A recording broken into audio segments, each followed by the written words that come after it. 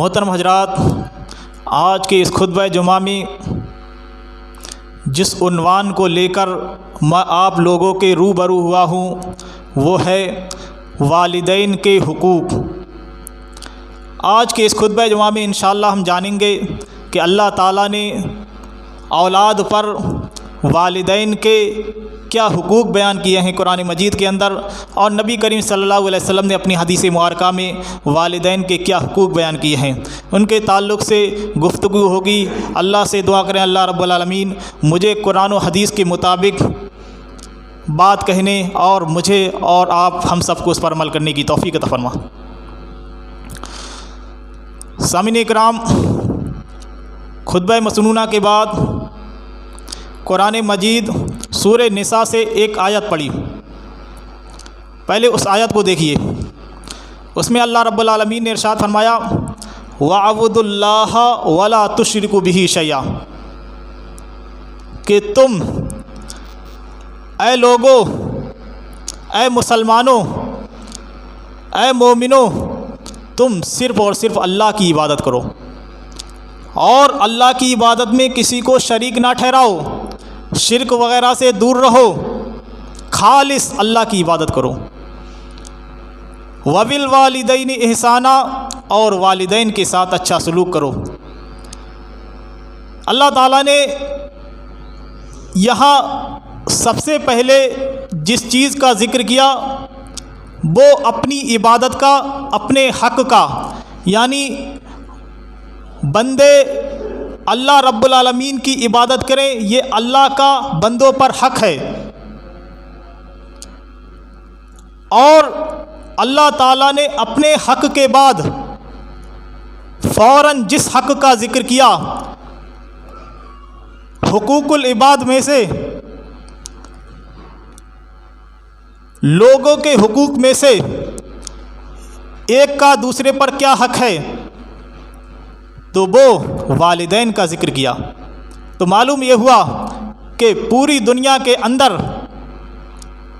جتنے بھی رشتہ دار، جتنے بھی کنبے، قبیلے، خاندان والے ہیں، سب سے بڑھ کر ہمیں جس کا حق ادا کرنا ہے وہ ہے والدین کے حق۔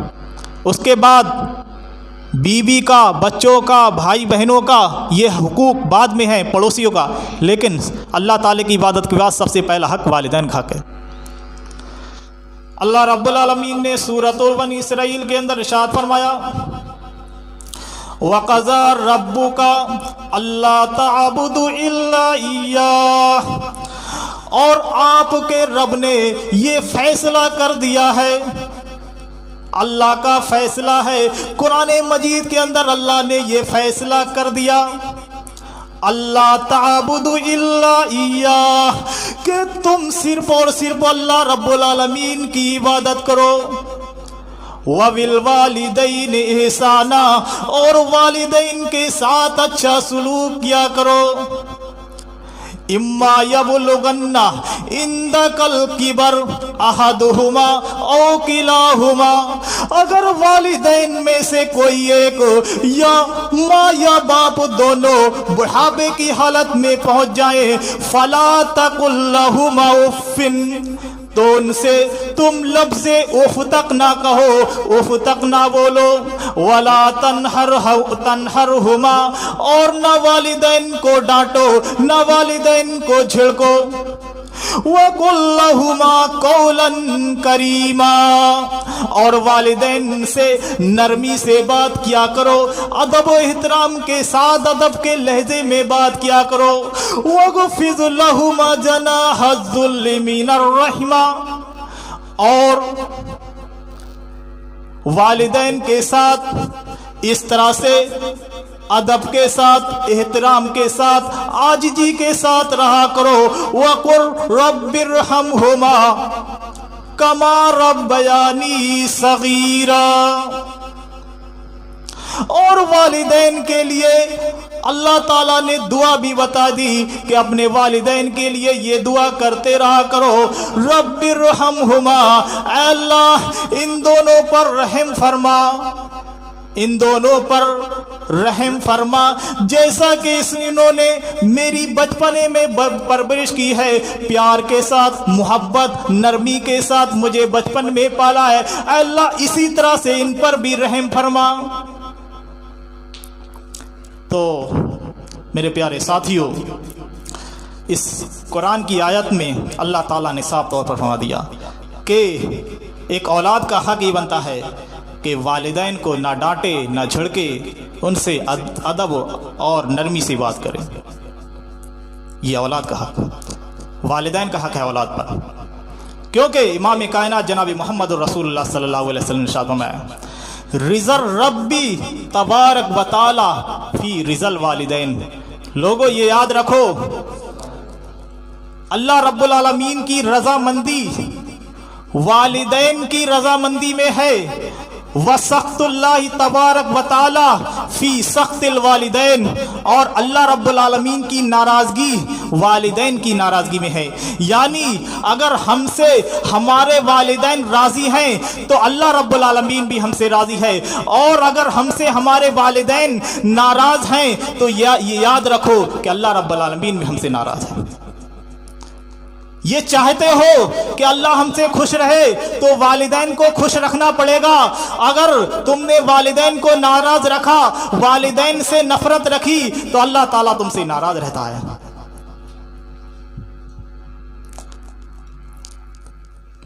ایک صحابی رسول نبی کریم صلی اللہ علیہ وسلم کی خدمت میں حاضر ہوتے ہیں، پوچھتے ہیں اللہ کے نبی، من احق الناس بحسن صحابتی، اللہ میرے حسن صحبت کا سب سے زیادہ مستحق کون ہے، کس کے ساتھ میں اچھا سلوک کیا کروں؟ فرمایا اموں کا۔ صحابی رسول نے دوسری مرتبہ بھی یہی پوچھا، من احق الناس بحسن صحابتی، پھر فرمایا اموں کا، تیری ماں۔ تیسری مرتبہ بھی آپ نے یہی جواب دیا، اموں کا، تیری ماں۔ چوتھی مرتبہ صحابی رسول نے پھر پوچھا، اللہ کے نبی میں کس کے ساتھ سب سے زیادہ اچھا سلوک کیا کروں؟ تو چوتھی مرتبہ میں آپ نے فرمایا، تمہارا باپ، تمہارے والد۔ معلوم یہ ہوا باپ کے مقابلے میں ماں کا درجہ 3 گنا بڑھ کر ہے، یعنی حسن سلوک، اچھے سلوک کا مستحق باپ کے مقابلے میں ماں 3 درجے بڑھ کر ہے۔ تو ہمیں یہ چاہیے کہ اپنی زندگی میں اپنے والدین کو راضی اور خوش رکھیں، ان کے حقوق کی ادائیگی کریں جس طرح سے اللہ تعالیٰ نے حکم دیا ہے۔ ایک مرتبہ ایک دیہاتی رسول اللہ صلی اللہ علیہ وسلم کی خدمت میں حاضر ہوا، کہنے لگا، اللہ کے رسول، مجھ سے میرا باپ میرا مال لینا چاہتا ہے، مجھ سے میرا باپ مال کا مطالبہ کرتا ہے، پیسوں کا مطالبہ کرتا ہے۔ تو نبی کریم صلی اللہ علیہ وسلم نے اس دیہاتی کو جواب دیا، اس آدمی کو جواب دیا، انتا و مالوکا لوالدیکا، سنو تمہارا مال، تم اور تمہارا مال یہ تمہارے باپ کے لیے ہے، تم بھی اپنے باپ کے لیے ہو، اور تمہارا مال بھی تمہارے باپ کے لیے ہے۔ اور یہ یاد رکھو، تمہاری سب سے اچھی کمائی وہ ہے جو تم کھاؤ، وہ اپنے تمہارے ہاتھوں کی کمائی ہے، اور یہ یاد رکھو تمہاری کمائی، تمہاری اولاد کی کمائی، تمہاری کمائی ہے، تم اپنی اولاد کی کمائی سے کھا سکتے ہو۔ 3 چیزیں بتائیں کہ تمہارا مال، تم اور تمہارا مال یہ تمہارے باپ کے لیے ہے، اور سب سے پاکیزہ کمائی وہ ہے جو تمہارے اپنے ہاتھ کی کمائی ہو۔ اور باپ پر، والدین پر یہ حق ہے کہ والدین اپنی اولاد کی کمائی سے کھا سکتے ہیں۔ والدین، اولاد کی کمائی والدین کی ہی کمائی ہے، اولاد کی کمائی والدین کے لیے حلال، جائز، اور یہ ان کا حق ہے۔ تو معلوم یہ ہوا کہ ہمیں والدین کو ان کی زندگی میں خوش رکھنا چاہیے، ان کے ساتھ اچھا سلوک کرنا چاہیے۔ اب آئیے ان کی وفات کے بعد ان پر کیا حق بنتا ہے۔ حضرت ابو اسید رضی اللہ بیان کرتے ہیں کہ ہم نبی کریم صلی اللہ علیہ وسلم کی خدمت میں بیٹھے ہوئے تھے، حاضر تھے۔ ایک صحابی رسول نبی کریم صلی اللہ علیہ وسلم کی خدمت میں حاضر ہوئے، کہنے لگے اللہ کے نبی ذرا یہ بتائیے کیا والدین کے انتقال پر بھی کوئی ایسی نیکی ہے جو میں ان کے لیے کر لوں، ان کے لیے بجا لاؤں؟ نبی کریم صلی اللہ علیہ وسلم نے فرمایا ہاں ہے نیکی۔ فرمایا والدین کے انتقال کے بعد پہلی نیکی تو یہ ہے کہ تم والدین کی نماز جنازہ پڑھو، دوسری نیکی یہ ہے کہ تم والدین کے لیے مغفرت کی دعا کرو، ان کے لیے بخشش کی دعا کیا کرو، تیسری نیکی یہ ہے کہ والدین کے انتقال کے بعد والدین اپنی زندگی میں جو تمہیں وصیت کر کے گئے ہیں اس وصیت کو پورا کرو، ان کے عہد کو پورا کرو۔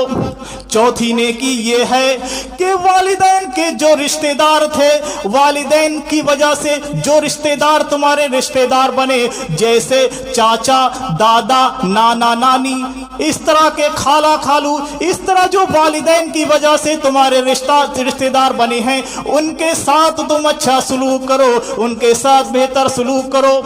اور پانچویں نیکی فرمایا جو تمہارے والدین کے دوست تھے، تمہارے والدین کے رفیق خاص تھے، تم ان کے ساتھ اچھا سلوک کرو۔ یعنی معلوم یہ ہوا کہ والدین کے انتقال کے بعد بھی ایسی نیکیاں ہیں جو ہم والدین کے لیے کر سکتے ہیں، جن کی وجہ سے والدین کو ثواب پہنچتا رہتا ہے۔ ایک صحابی رسول سعد بن عبادہ رضی اللہ عنہ جب ان کی والدہ کا انتقال ہو جاتا ہے تو وہ نبی کریم صلی اللہ علیہ وسلم کی خدمت میں حاضر ہوتے ہیں۔ حاضر ہونے کے بعد پوچھتے ہیں اے اللہ کے نبی کون سا صدقہ سب سے افضل ہے؟ یعنی میں اپنے والدین کے لیے صدقہ کرنا چاہتا ہوں، اپنی والدہ کے لیے صدقہ کرنا چاہتا ہوں، کیا چیز صدقہ کروں جو سب سے بہتر صدقہ ہو؟ نبی کریم صلی اللہ علیہ وسلم نے فرمایا سب سے اچھا، سب سے بہتر صدقہ جو تم اپنی والدہ کے لیے کرنا چاہتے ہو وہ ہے پانی کا صدقہ۔ تو سعد بن عبادہ رضی اللہ عنہ نے اپنی والدہ کے نام سے ایک کنواں کھدوا دیا اور پانی کا انتظام کر دیا تاکہ پبلک والے لوگ اس پانی سے فائدہ اٹھائیں، اپنی پیاس کو بجھائیں، اور اسی نام سے اپنی والدہ کے نام سے وہ کنواں کھدوا دیا اور کہہ دیا یہ ام سعد کے لیے ہے، کیونکہ ان کی والدہ کا نام تھا ام سعد۔ تو معلوم یہ ہوا کہ والدین کے انتقال کے بعد اگر ہم صدقہ جاریہ کے طور پر کوئی کام کرنا چاہتے ہیں، کوئی نیک کام کرنا چاہتے ہیں جو ان کو ثواب پہنچتا رہے، تو وہ ہے پانی کا انتظام۔ آپ پانی کے لیے کسی مدرسے میں سمر سیبل لگوا سکتے ہیں، فریج لگوا سکتے ہیں جس سے بچے پانی پئیں، یا مدرسہ نہیں تو پبلک جہاں لوگ آتے جاتے ہو، مسافر خانہ وغیرہ کی طرف جہاں پانی کی دقت ہو، ایسی جگہ آپ پانی کا انتظام کر سکتے ہیں جس سے لوگ پانی پئیں اور آپ کے والدین کو ثواب پہنچتا رہے۔ تو پانی کا صدقہ سب سے بہتر صدقہ ہے۔ اس کے علاوہ اور بھی صدقہ جاریہ کے طور پر آپ کوئی مدرسے وغیرہ میں کوئی روم بچوں کے لیے رہائش کے لیے بنوا سکتے ہیں، اور صدقہ جاریہ کے طور پر کسی غریب آدمی کا مکان بھی بنوا سکتے ہیں۔ آپ اس نیت سے کہ ہم والد کے نام سے اس غریب آدمی کا مکان بنوا دیں تاکہ جب تک یہ اس سے فائدہ اٹھائے گا اس کو ثواب پہنچتا رہے گا، ہمارے والدین کو ثواب پہنچتا رہے گا۔ نبی کریم صلی اللہ علیہ وسلم نے ارشاد فرمایا اذا مات الانسان، جب انسان کا انتقال ہو جاتا ہے تو اس کے اعمال کا سلسلہ منقطع ہو جاتا ہے، انقطع عنہ عملہ، یعنی اس کے ثواب کا سلسلہ منقطع ہو جاتا ہے۔ نیکیوں کا جو سلسلہ تھا، نیکیاں جو اسے پہنچتی رہتی تھی، اب مرنے کے بعد نیکیوں کا سسٹم، نیکیوں کا سلسلہ ختم ہو گیا۔ الا من ثلاث، ہاں تین چیزیں ایسی ہیں جو ماں باپ کے انتقال کے بعد بھی اگر کی جائیں، ماں باپ کی انتقال کے بعد ان پر عمل کیا جائے تو اس کا ثواب ماں والدین کو ان کے انتقال کے بعد بھی پہنچتا رہتا ہے۔ فرمایا صدقۃ جاریۃ، صدقہ جاریہ، ایسا صدقہ جو صدقہ کیا جائے جس سے لوگ فائدہ اٹھاتے رہیں، ایسا صدقہ، ایسا نہیں کسی کو کھانا کھلا دیا، کھانا کھلایا تو وہ تو ختم ہو جاتا ہے۔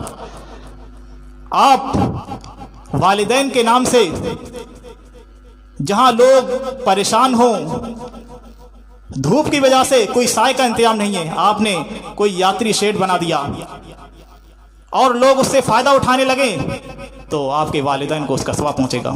اور فرمایا او علم ينتفع به، یا کوئی ایسا علم وہ چھوڑ کر گیا ہے جس کی وجہ سے لوگ فائدہ اٹھاتے رہیں، یعنی آپ کے والدین اگر کوئی ایسی دین کی کتابیں لکھ کر گئے جس کی وجہ سے جسے پڑھ کر لوگ عمل کریں، اس سے فائدہ اٹھائیں تو اس کا ثواب بھی پہنچتا رہے گا۔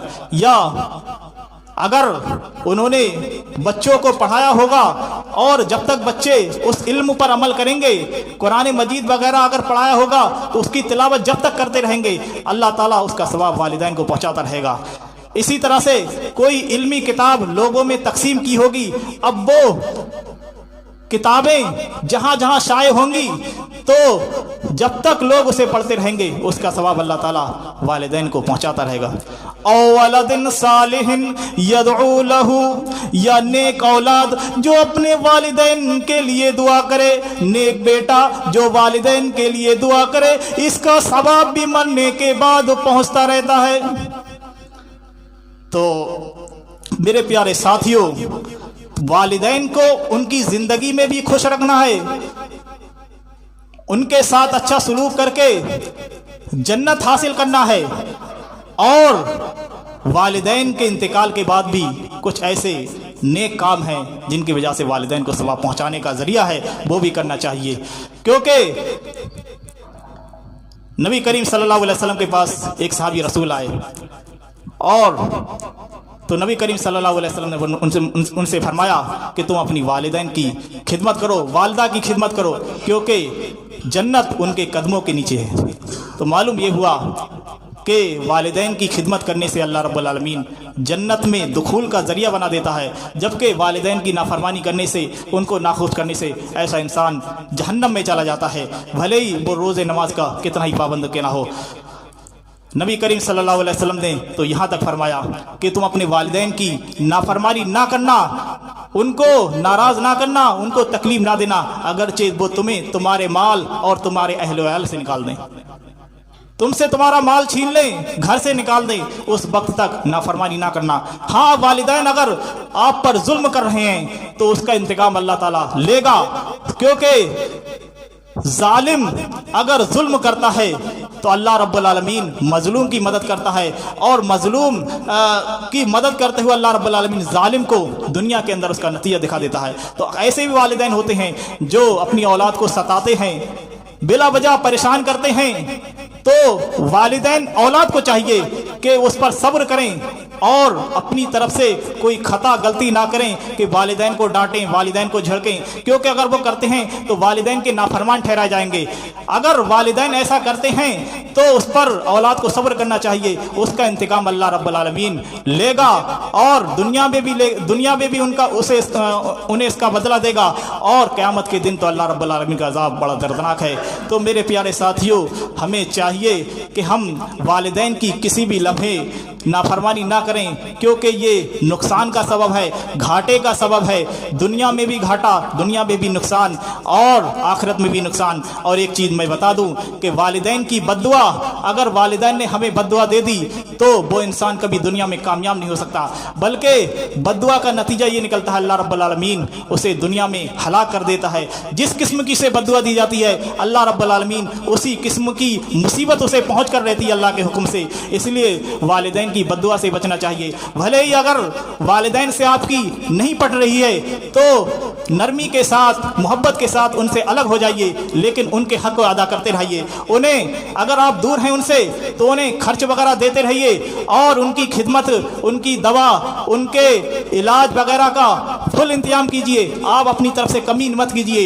اگر والدین آپ کے ساتھ غلط کر رہے ہیں تو اس کا انتقام اللہ تعالیٰ لے گا، لیکن آپ پر کوئی گناہ نہیں ہوگا، کیونکہ آپ نے شفقت دکھائی، نرمی दिखाई। मुसीबत से बचने के लिए, टेंशन से बचने के लिए अगर अपने वालिदैन से अलग हो जाते हैं तो इसमें कोई हर्ज नहीं, लेकिन अलग भी ऐसे हो, वालिदैन को नाराज़ करके नहीं, वालिदैन को झड़क के नहीं, वालिदैन को डांट डपट करके नहीं, बल्कि शफकत, नरमी, मोहब्बत के साथ आप अलग हो जाएं। और अलग होने के बाद भी वालिदैन के हुकूक की अदायगी करें, वालिदैन को उनका पूरा पूरा हक दें जो उनका हक है। आपकी कमाई में से आपके वालिदैन का हक है, उन आपकी कमाई आपके बीवी बच्चों के लिए भी है और वालिदैन के लिए भी है। जैसा कि उन सहाबी रसूल को नबी करीम सल्लल्लाहु अलैहि वसल्लम ने फरमाया, तू और तेरा माल तेरे बाप के लिए है। तो हमें चाहिए कि हम अपनी कमाई में से अपने वालिदैन पर खर्च करें, अपनी बीवी बच्चों पर भी खर्च करें। ऐसा नहीं कि सारा की सारी कमाई अपने बीवी बच्चों पर ही करें, खर्च करें और वालिदैन पर ना खर्च करें। इन चीज़ों से बचें। अगर हमने वालिदैन का हक मारा